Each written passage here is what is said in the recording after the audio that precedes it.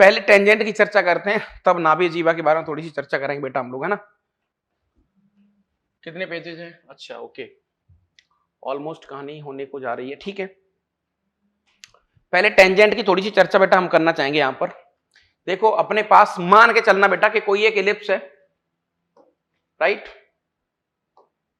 This is ellipse actually, ठीक है गुरु। और इस इलिप्स की इक्वेशन है x square upon a square plus y square upon b square which is equal to 1, right. और ये आपको पता है कि मैंने हॉरिजॉन्टल लिया हुआ है। अच्छा बेटा, कोई भी एक लाइन यहां से निकल के जाती है, कोई भी एक लाइन ऐसे निकल के जाती है इस तरीके से, ठीक है, और ये line y equal to m x plus c है, ये line y equal to m x plus c है, ये लो। बस आपको ये बोलना है कि ये लाइन और ये इलिप्स एक्चुअल में टेंजेंट है, स्पर्श रेखा है, ये एक स्पर्श रेखा है, स्पर्श रेखा है। सर इसके लिए आपने बहुत पहले बता रखा है, बिल्कुल डिट्टो बता रखा है साहब, अब ज्यादा सोचने की जरूरत नहीं है कि सर आपने बताया था कि इन दोनों को साइमल्टेनियसली सॉल्व करेंगे और d इक्वल टू 0। हाँ जी, तो बस वही करेंगे अपन। अगर ये स्पर्श रेखा है तो आप मैथमेटिकली प्रूफ करो इसको कि हाँ, मैथ्स में कैसे प्रूफ करेंगे कि ये लाइन इसको टच कर रही है। सर बहुत आसान, देखो तो ये आ गया अपने पास x square upon a square, ठीक है गुरु, प्लस का वाई स्क्वायर यानी कि एम एक्स प्लस सी का whole square upon b square which is equal to 1, ठीक है। This is quadratic in x.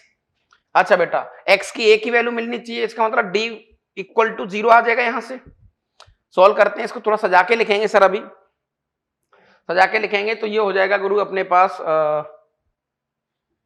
B square x square, right, plus का a square m square x square, right, plus का a square c square, right, उसके बाद plus का 2m x c a square, है ना, और माइनस का a square b square equal to 0। ये लो गुरु, बहुत अच्छे खासे तरीके से सज के आ गया, राइट। यहां से एक्स स्क्वायर कॉमन ले लो तो b square plus a square m square, right, this is what x square, इस तरीके से, और 2m x c a square, ये लो गुरु, ठीक है।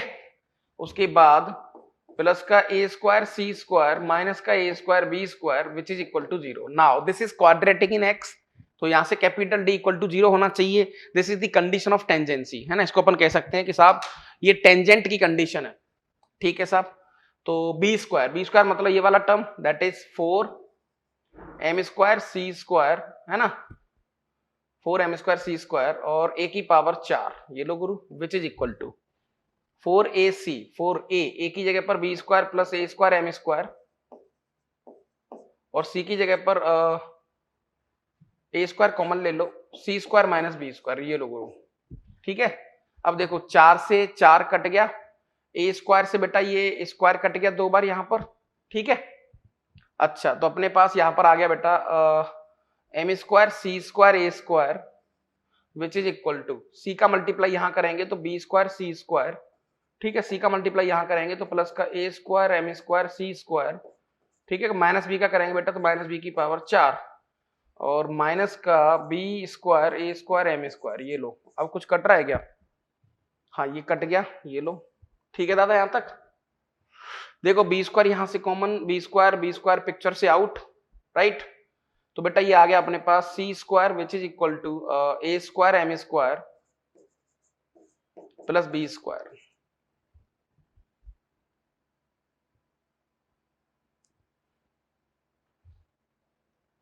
तो C इक्वल टू आ गया बेटा अपने पास यहां पर plus minus a square m square plus b square, finish. This is the condition of tangency, finish. आपको C में रिलेशन मिल गया बेटा एक, राइट। अगर कोई आदमी आपसे बोले कि y equal to m x plus c ellipse को टच कर रहा है तो आपको कंडीशन मिल गई कि C स्क्वायर इक्वल टू जो होगा वो होगा a square m square plus b square. बस ये याद रखना है आपको, ये आपको याद रखना है बेटा, है ना। ये क्या है? Condition of tangency. Condition of tangency. ठीक है गुरु, यहां तक अपन इसको याद रख सकते हैं एक बार, कैसे क्या सीन है। ठीक है दादा। अच्छा, नेक्स्ट कहानी। तो आपको ये पता लग गया कि साहब इस वाले एलिप्स में अपनी कहानी ऐसी बन जाएगी। सर हमारा क्वेश्चन ये है कि अगर एलिप्स वर्टिकल होगा तो क्या फर्क पड़ेगा? कुछ भी चेंज नहीं आ रहा, क्योंकि कोई चेंज कहीं पर भी ऐसा कोई जरूरत नहीं पड़ी हमें, है ना। तो ये जो इक्वेशन है ये दोनों के लिए काम करेगी, चाहे तो वर्टिकल हो या हॉरिजॉन्टल हो, दोनों के लिए काम करेगी ये इक्वेशन। चलो साहब 3,2 पर अब सबसे पहली बात, एक चीज मैं आपको बहुत पहले बता चुका हूं कि अगर एक इलिप्स आपको दिया और पॉइंट दिया है, पॉइंट पी इलिप्स के अगर ऊपर है, तो टेंजेंट की इक्वेशन निकालना दुनिया का सबसे आसान काम, ये बहुत पहले बता चुका हूं मैं। तो चेक करते हैं क्या 3,2 इसके ऊपर है, 3, तो 3 तरक का 9 दूनी 18 और 4 तिया 12, 18 12 20, वेरी गुड। तो दादा यहां पर ये लो इलिप्स के ऊपर है एक्चुअली ये पॉइंट, दैट इज यहां पर कहीं होगा 3,2। अगर पॉइंट कर्व के ऊपर है तो टेंजेंट तो हाथ हाथ ले जाओ आप, कि लो साहब आप ले जाओ, कोई दिक्कत नहीं है। This is like x1 y1, याद करो आप, कर्व को उठाएंगे 2x स्क्वायर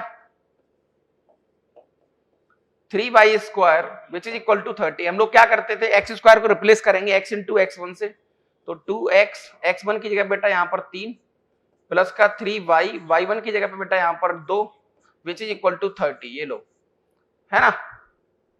3 दूनी 6, 3 दूनी 6, तो बेटा ये आ गया x plus y which is equal to 5। Wow, this is the equation of tangent. ये तो आपको पता होना चाहिए, ये पैराबोला के लिए काम करती है, इलिप्स सबके लिए काम करती है। अगर पॉइंट कर्व के ऊपर है तो हाथों हाथ इक्वेशन ले जाओ आप, राइट। अच्छा देखो, प्रवणता 3 वाली, ठीक है, ढाल वाली के स्पर्शरेखा का समीकरण याद करो, बहुत आसान है बच्चों।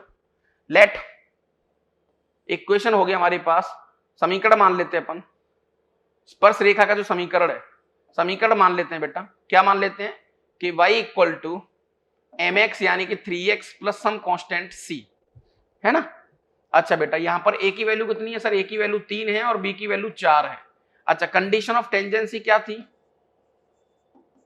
अभी अभी हमने करा, तो सी square equal to A square m square plus b square, याद आ रहा है? यही तो कंडीशन थी। हाँ जी यही थी कंडीशन। तो सी square which is equal to A square मतलब दादा 9, एम स्क्वायर मतलब 3 का स्क्वायर 9 प्लस बी स्क्वायर 16, ये लो। तो सी स्क्वायर 81 प्लस 16, तो सी square which is equal to 7 और 9, ये लो 97। तो बेटा सी की वैल्यू यहां से आ गई, एक तो आ गई √97 और एक नेगेटिव आ गई, ये लो।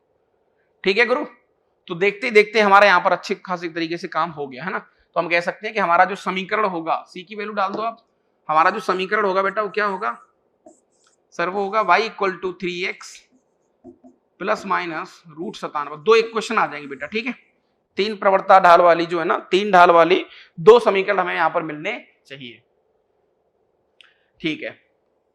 बिंदु P पर दीर्घवृत्त को स्पर्श रेखा, क्या इस पर लाई कर रहा है? हाँ लाई तो कर रहा है सर, थोड़ा सजा के लिखेंगे इसको, तो ये हो जाएगा x square upon 1 plus y square upon half कर सकते हैं सर इसको, एक्सटेंडेड फॉर्मेट।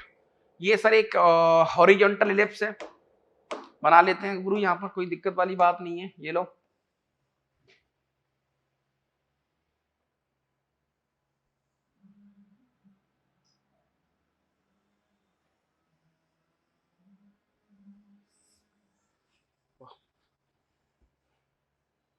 ठीक है, राइट। अच्छा जनाब, पॉइंट P एक दे रखा है, दिस इज लाइक एक्स और वाई एक्सिस, ठीक है गुरु। यहां पर एक पॉइंट P है जिसके रूट हैं, पॉइंट है ये P, ये लो, और यहां से एक टेंजेंट निकाली जाती है, स्पर्श रेखा आर क्यू पर एक सहायक वृत्त से मिलती है।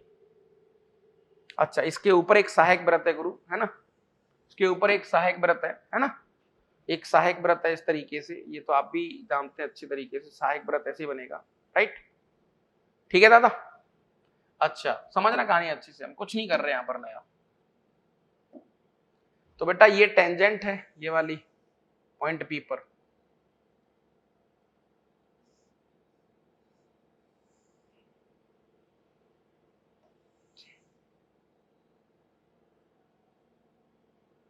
ये लो, ठीक है, ये टेंजेंट है बेटा, है ना।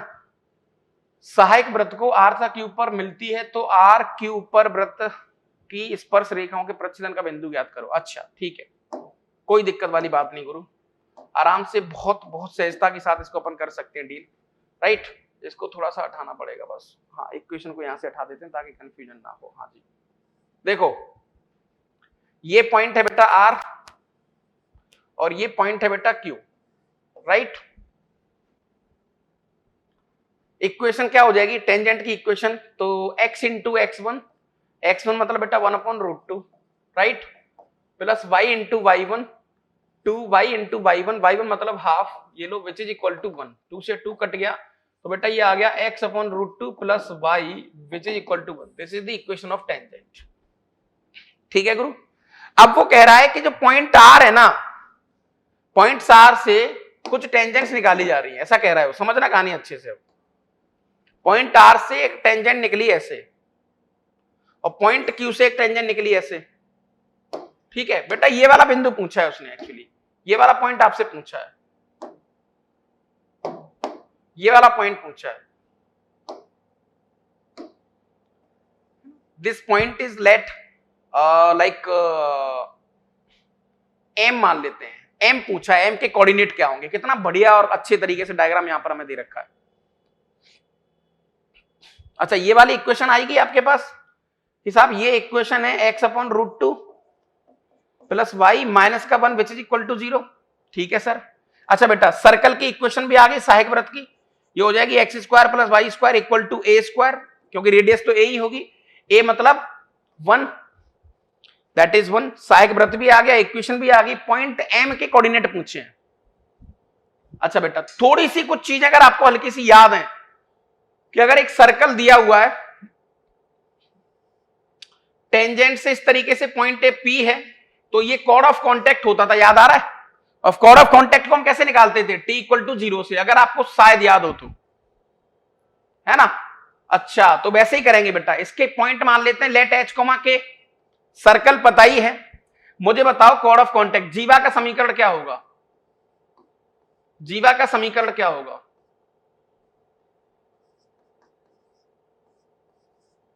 सर सर्कल है तो सर ये होगा t इक्वल टू 0, यानी सर x इंटू x1 यानी that h plus y into y1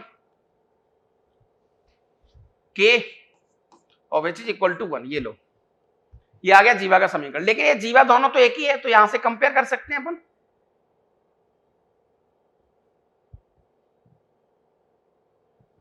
नहीं कर सकते, बिल्कुल कर सकते हैं सर। h की वैल्यू यहां पर क्लियरली आ रही है 1/√2 एंड k की वैल्यू आ रही है सर अपने पास 1, ये लो। तो सर हम कह सकते हैं कि इसकी जो कोऑर्डिनेट होंगे वो होंगे 1/√2, 1। अरे वाह, यानी पॉइंट पी के एग्जैक्ट ऊपर होगा वो 1/√2, 1। बहुत बढ़िया। देखो हल्का सा इसमें सर्कल का मसाला डाला गया है, हल्का सा मसाला सर्कल का डाला गया है बेटा यहां पर। हाँ जी क्या लगता है,